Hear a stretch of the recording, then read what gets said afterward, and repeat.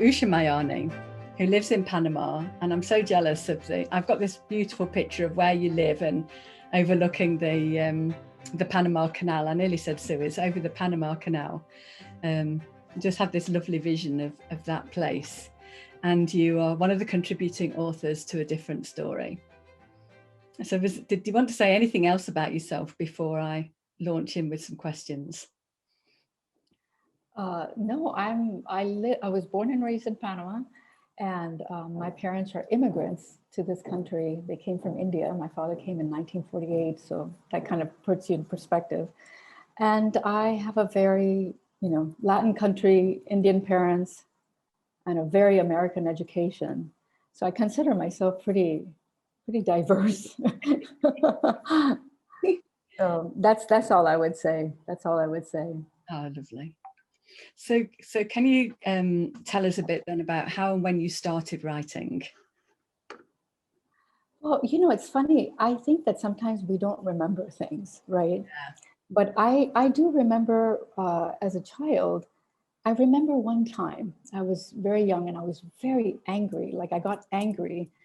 And I remember picking up a napkin, like this, and grabbing a paper. And I don't know, I could have been, 7 or 8. And I remember writing, "I am angry." And then I did this. And as I passed the garbage can, I just threw it in there and I walked away. And then it was gone, forever. And throughout my life, I have been, writing here and there. But I would say that somewhere it's, being a creative, it shows up in different ways. As a child, I was always musically inclined. So I learned how to play different instruments. And I played the piano for years. I played the clarinet, the saxophone. I mean, there's nothing I couldn't do musically. But something about writing always called me. And I think it's the voice to speak your truth, the story of your life, the truth of who you are. I didn't know that at the time, but that is really the crux of it, right? So it's just the creativity, how it shows up for me. And a few years ago, I think I mentioned this one day to you. I think it was 2009. There was this Facebook challenge that came out, and it said, it was sometime in October 2009, and it said, it's a challenge, a gratitude challenge towards Thanksgiving, right? And it said, every day, write something you're thankful for. Just say, I woke up this morning, I'm thankful, and for this I am thankful. And right before that happened, I had read a quote by Stephen King, and he said, if you want to write, just write. Whether it's a paragraph, whether it's a line, whether it's a word, whether it's a page, it doesn't matter, but just get in the habit of writing. So when I saw the challenge, I thought, man, maybe this is the way in.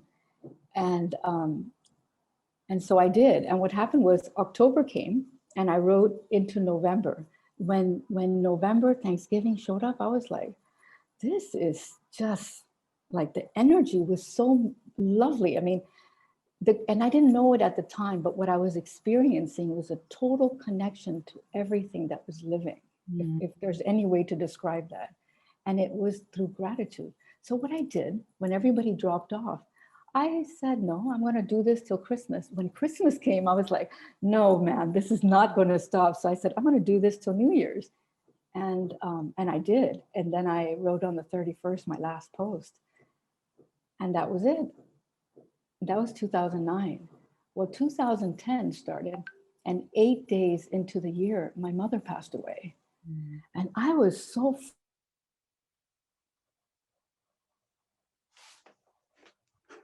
of someone so important in your life, right? Anyways, it's long story short, that year in October, somebody said, oh, let's do the challenge again. And I said, oh man, there's no way I'm going to do that. Because the first time, gratitude led me to the death of my mother. God knows, this is what the mind does, right? We do crazy things. So I thought, here I am blaming gratitude for the death of my mother. I mean, it was her time to go, and that was just it. So I said, no. Because then maybe something worse is going to happen. Then my father will go. But a friend of mine posted her first gratitude, and I read it. And I said, no. I went to sleep. I woke up in the morning and I thought, yes. Because there is a calling and it just pulls you. So that day I did the same thing. I wrote, and then I wrote till till Thanksgiving, and then I wrote till December, and I wrote, and then one day I got up and I said, I wonder, what would it be like to write a gratitude post when it's not the holiday season? Mm-hmm. Where did that thought come from? I don't know. So that's what I did. And I found that as at the beginning, I was still in the energy. So December, January 1st, February. By the time early February rolled around, I was like, this is hard because there's no longer an energy to carry you through, right? But I pushed through, and I ended up writing a gratitude post every single day for 6 years. Wow. And I had this huge following of people, and I saw my writing improve. All this in a little, I don't know, in a little world of my own. And I found what I loved was that at the beginning, I couldn't find things to be grateful for. But by the end, I have to say, I had so much to be grateful for in my day in the evening when I would write my posts that I had to pick and choose. And that shifted my life. And that's, long story short, that's the closest memory that I have of how my writing started in this moment as an adult. But as a child, it was that moment that I wrote, I am angry. I threw away the paper.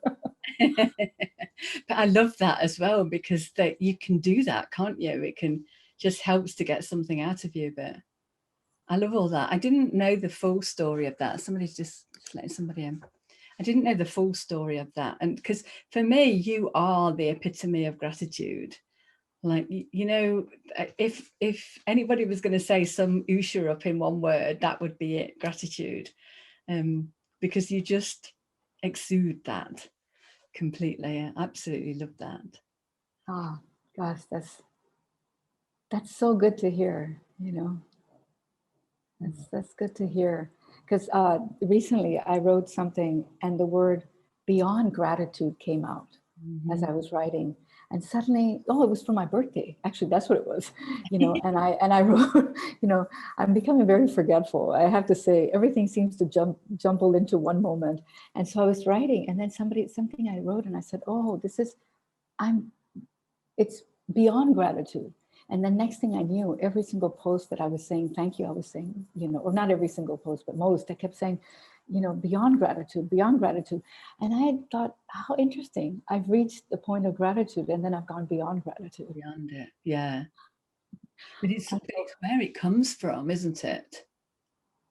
That's the thing that's beyond. It's not that it's not gratitude, but it comes from points to where it's coming from. Yeah. Yeah. It points to where it originates. Yeah. So what's your writing process like now then? Is that still part of what you're doing, or is it different now? Well, you know, in method writing, as you know, we learn to sit down with nothing on our mind. What I found interesting to me was that I didn't know this, but in all those years that I was writing with nothing on my mind. I just didn't know it. And when I was writing with something on my mind, I was telling a story, and I would always know. I didn't know what it was, but I was always like, gosh, this doesn't feel fresh. This doesn't feel good.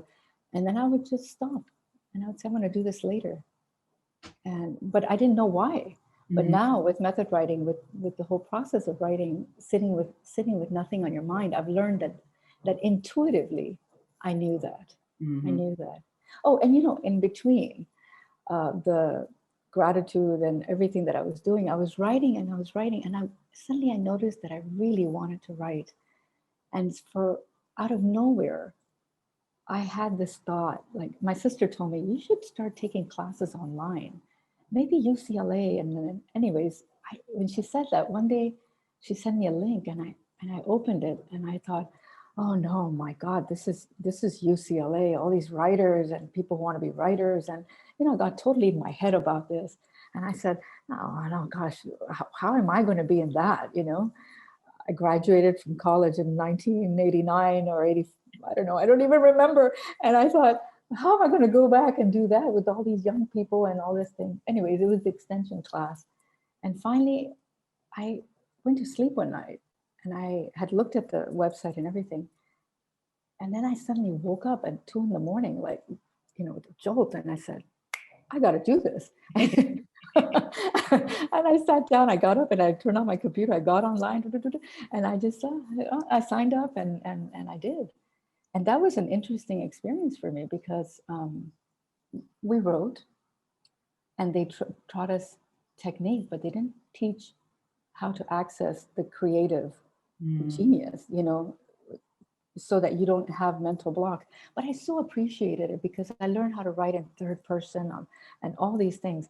But, and this is the interesting thing to me, was that because I had a habit of writing with nothing on my mind, and I didn't know it at the time, I didn't know that was my secret power.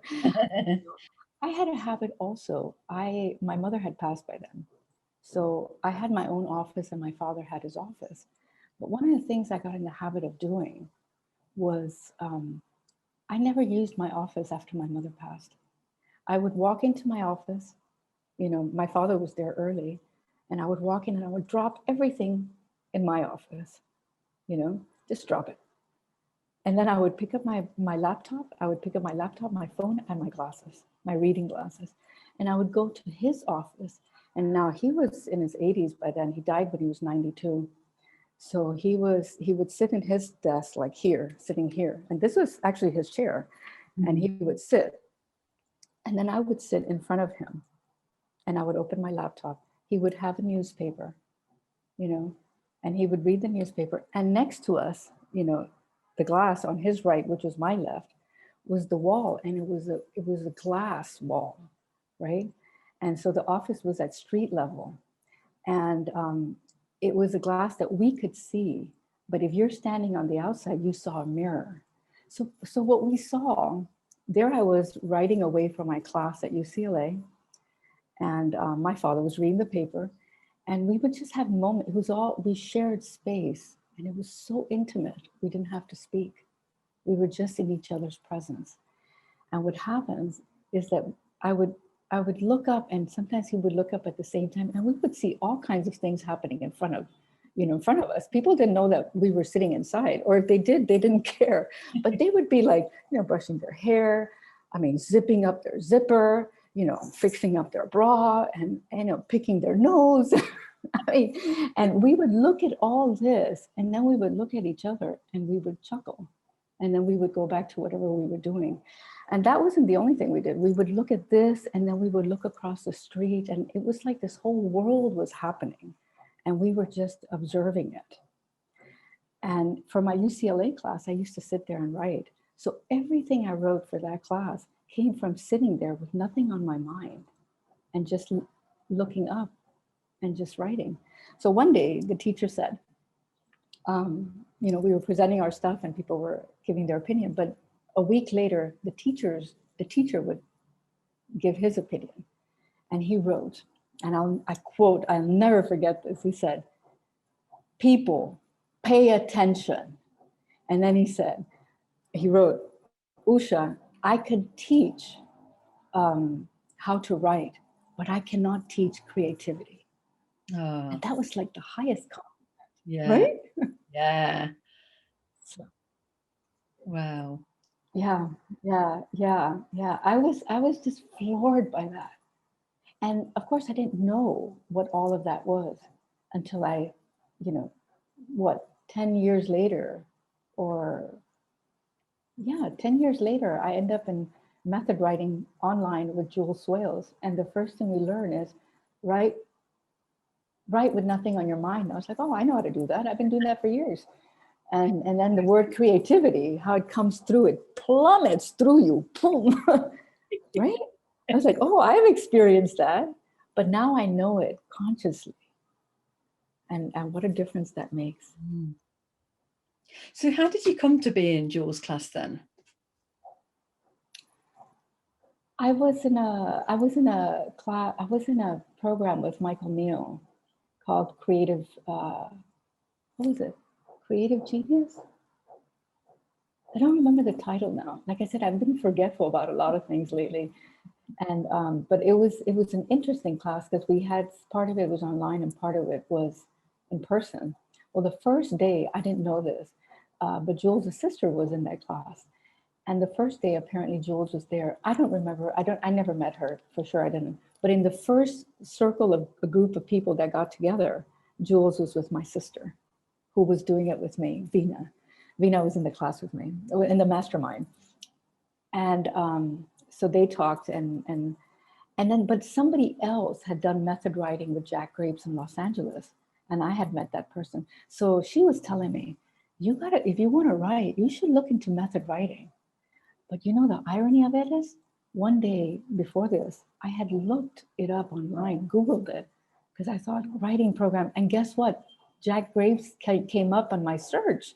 So when this person mentioned Jack Grapes, I was like, talk about synchronicity. But I didn't realize how synchronicity actually, the depth of what was happening there. Because my sister, on the other hand, was sitting in a group with Jules Swales, who had studied with Jack Grapes for 17 years. And she was in the process or had already started an online class. And then shortly thereafter, I don't know, a year, about 6 months later, my sister Vina called me one day and she said, you know, you should look at this. And oh, by the way, Jules was there. And oh, by the way, this, and oh, by the way, that. Well, I took the plunge and here I am. There you are, yes. Here I am. So was all this before you'd given up work, or did you give up work? When was that time frame? Because did you give up work because you wanted to get more involved in the creative process? No, I didn't. It's not that I gave up work. It's that I just felt that it was no longer fulfilling to me. Right. And I didn't know what was next. You know, kind of like when, you know, monkeys go, they're on a tree, right? And when they're holding on to something and they're swinging, they don't think that their hand is going to, like, they don't look for the other branch and say, oh, other branch. I think they just go, you know, they're swinging and they let go. And in that moment, they're already reaching for the other one. They're just, you know, it's all in the moment. And in the moment, I just knew this is no more for me. Right. You know, and I just let go of that branch.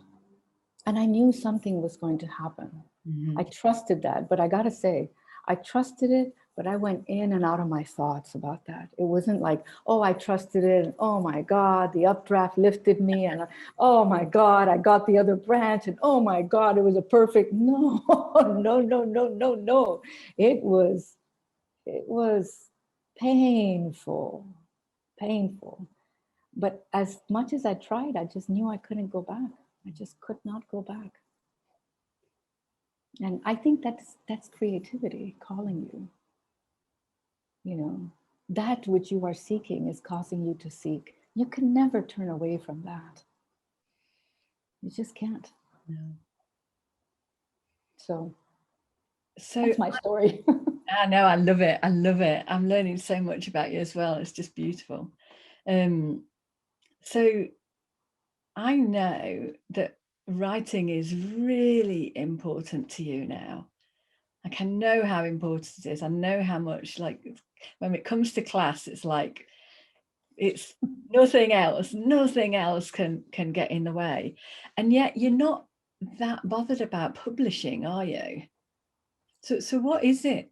What is it about the writing that is so important? Well,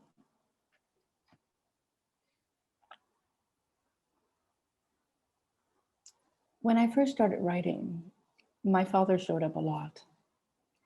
When I was growing up, I went off to college.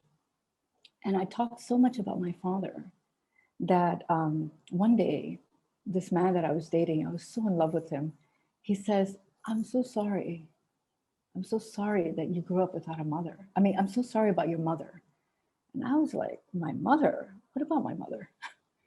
And then it, you know, the way he spoke to me, he was literally giving me his condolences, like, and I was like, what are you talking about? My mother is at home waiting for me to come home for the holidays.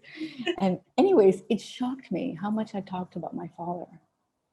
And yet You know, if you see an iceberg, you see the tip of the iceberg. What he saw, I was only 18, 19, I was 21 when I was dating him.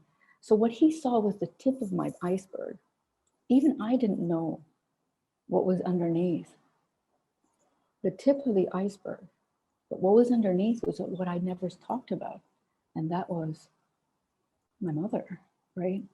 And so, you know, we all have people in our lives that mean the world to us. And when you're a child, your life depends on your parents and it depends on the adults around you, right?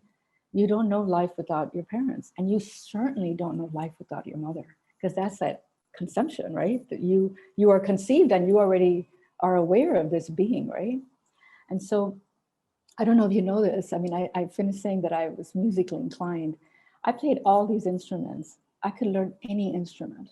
It was not a problem. And I played the piano. For years, I played the piano. I played the piano and my mother listened. I played for her. I didn't know this. I never, after she passed, I never played the piano again. Again. And I couldn't bring myself to do it. And I didn't know it was an issue. I didn't know it was something that was big. I didn't even know it meant anything. I just knew that, oh, I don't feel like playing the piano. I didn't realize what that meant. So I played for her and I didn't know it. She was my muse, right? So why is writing so important?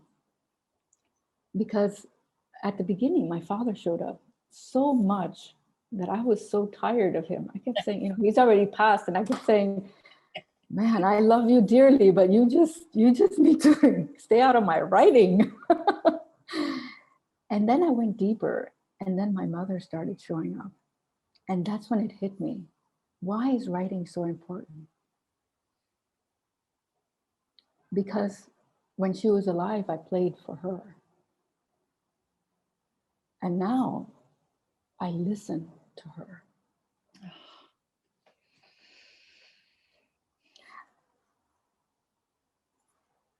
And not only do I listen to her, I listen to him. Mm-hmm. I listen in a way that I just have no words for that. It connects me to things that just, it's where life lives for me now. So writing is important. If I do not write, then I do not listen to her. Yeah. That's why writing is so important to me. And when you ask about the publishing, it's not that I'm not interested in publishing. But what I learned when in the process of a different story was that the product, because that's a product, right? Yeah. It messes me up. I cannot go there until I'm ready because I have not finished listening. And that doesn't mean that I'm not going to publish. I'm not going to participate. I'm not going to collaborate. It doesn't mean any of that. It was just an awareness that I got during the publishing of a different story, that it made me aware that it's not that I'm not going to publish. It's not that I don't want to do that. It's that I'm just not ready to stop listening, not even for a moment, because there's so much there for me, right? Yeah. And your mum is really loud and clear in here, isn't she? The piece in here. I mean, the one when you were sat on the bed with her.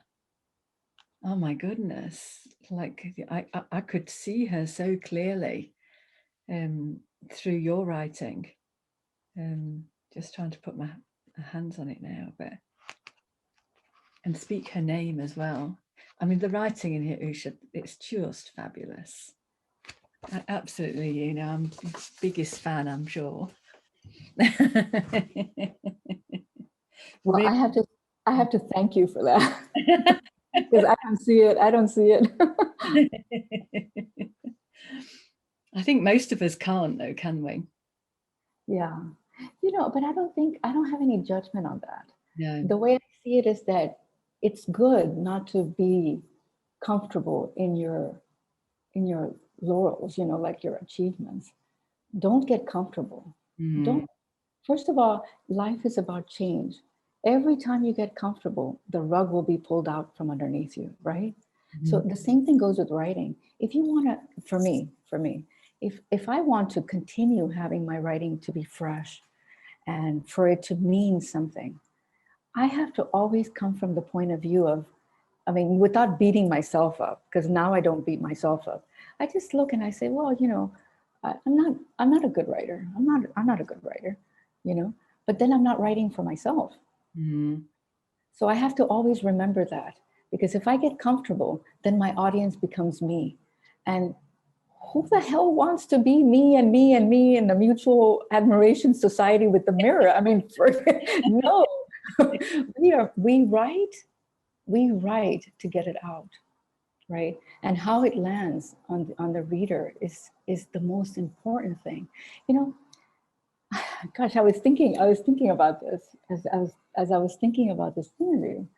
I was thinking, my mother is the depth of my iceberg. She is the depth of my iceberg. But I cannot forget that the tip of the iceberg is as important.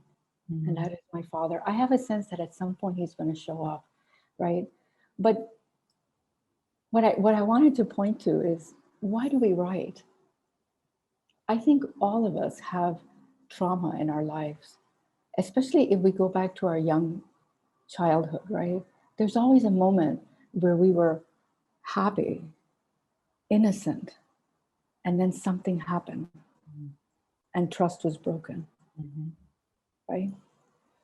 That is something that resonates in my life a lot. Trust is broken. Like I have these moments when something happens and I hear a voice that screams, trust is broken. And I know that when that happens, I'm touching on an energy that is not me as an adult, but me as a child that lives in a basement that is dark, you know, in a corner.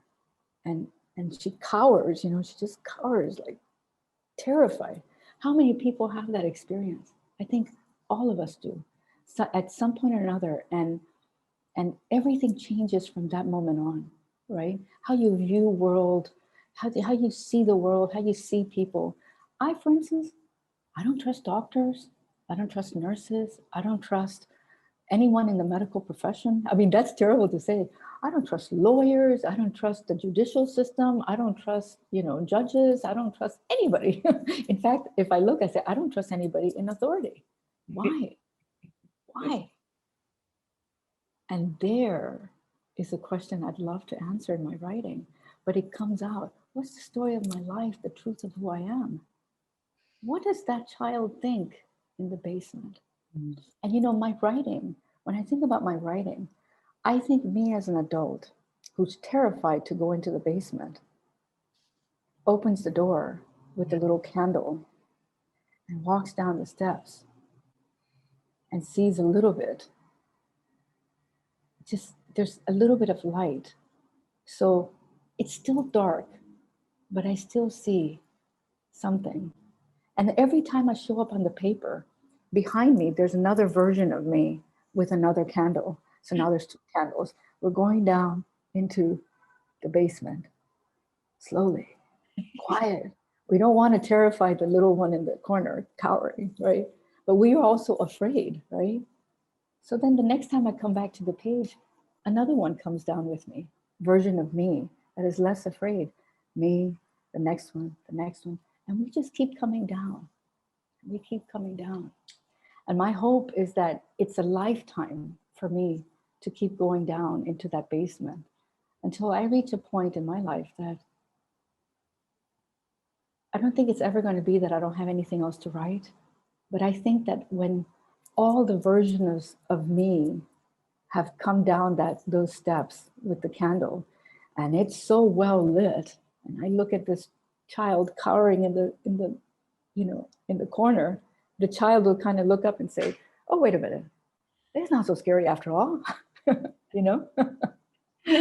So I don't know. That's how I kind of that's how I kind of view my writing. I don't know if I answered your question, or I have no idea where I went with this, but I this is why I write. This is absolutely. why I write. I want to discover not only myself, but I want to discover that person Mm. that heard so loud and clear in her mind, trust is broken. And meanwhile, this adult trusts no one. Where does that come from? That needs to be explored. And I think that's the story of everybody. Everybody needs to explore that, right? Yeah. Usha, you've talked so beautifully. It's been so lovely. And I don't think I've ever heard anybody explain why they write in such a perfect way. Like I think most of us write to find out who we are. But the way that you described it was just gorgeous. And we've got a few people in the room with us, so I'm going to give them a minute to see if they've got any questions for you. So if you're with us and you have a question for Usha, you can just raise your hand, and I can see all of you. So just raise your hand, and then I'll open it up to you. But while we're waiting to see if there's any questions, what's next for you in anything in terms of writing? Mostly though, what's next, or is there a next right now that you can see? I just want to keep writing, and when we think about product, I sometimes allow my thoughts to go there. Mm-hmm. But you see, I don't trust I've learned to understand that and to voice this. I don't trust my thoughts. I say this jokingly sometimes in class. Oh, I say two things. I say, I don't like people. I say it like that. I don't like people. And then I say, and I don't trust my thoughts, But you know what I think about my thoughts? I think sometimes my thoughts, they are, it's like they need to be in a straitjacket, hugging themselves in a padded room with the door locked and the key, thrown away, because it gets in my way. But it also points me to the way down there, the basement. See, as I say it, I'm almost afraid, the basement, right? So why do I insist on caging this, locking this thought up, right? But what's next for me? If I allow myself to do this without fear, I remember we had a character class and we wrote character, right? And this morning I was thinking about the character, how I loved the last character. It was supposed to be 85% made up. Yeah. My character was almost 100% made up. And I thought to myself, wouldn't it be interesting if I had, 40 or 50 of these characters written in that way? And if I had a book where you're reading the character and you're like, I want to turn the page to know what happened. And when you turn the page, oops, new character, new character, new character, And I thought, wouldn't that be an interesting book? I think for me it would. I don't know. So I'm starting to open myself up without fear. I'm allowing my thought to loosen the straitjacket and say, it's okay to look at product, but I'm not going to focus on it because I still need to listen. And in listening, I will write. My best writing is going to come from that. Yeah. I love how much you're trusting in that as well.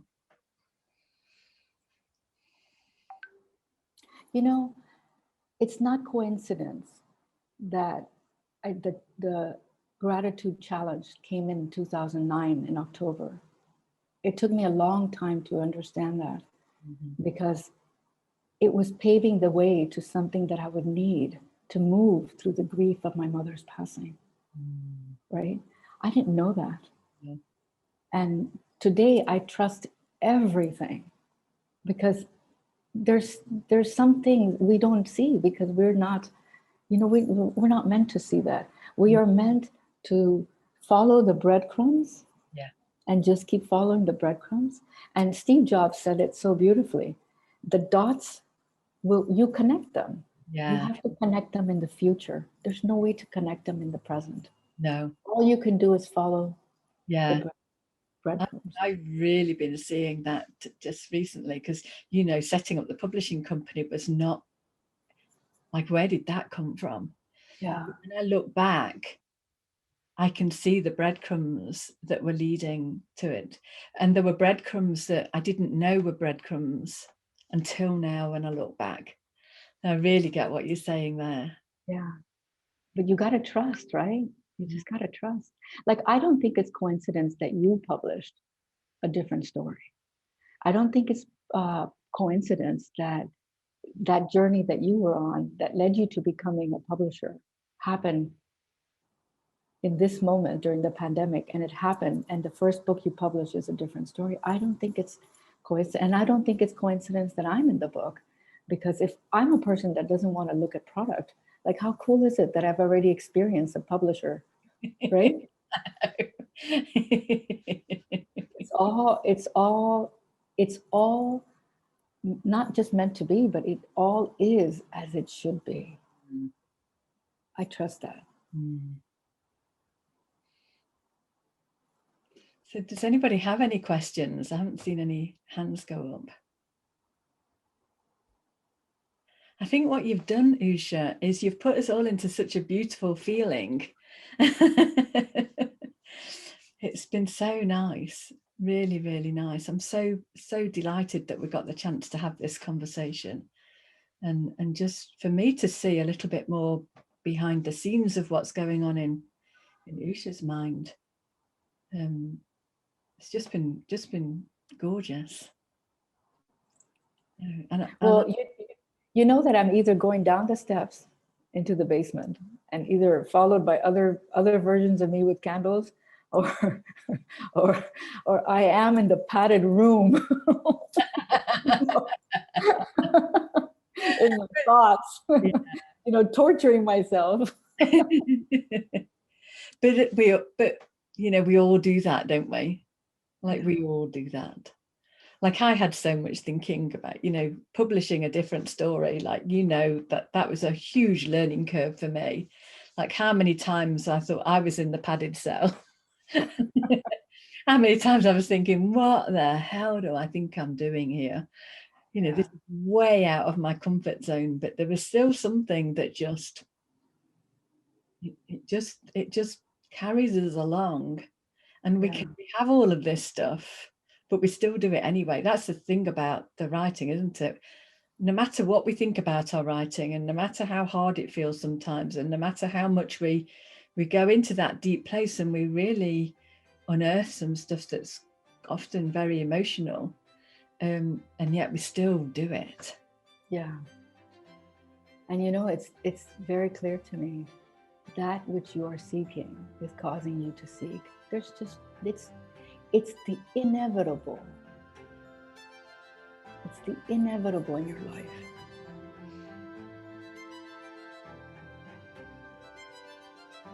And that's just been absolutely fabulous, Usha. I'm going to stop now, but thank you so much. Thank you.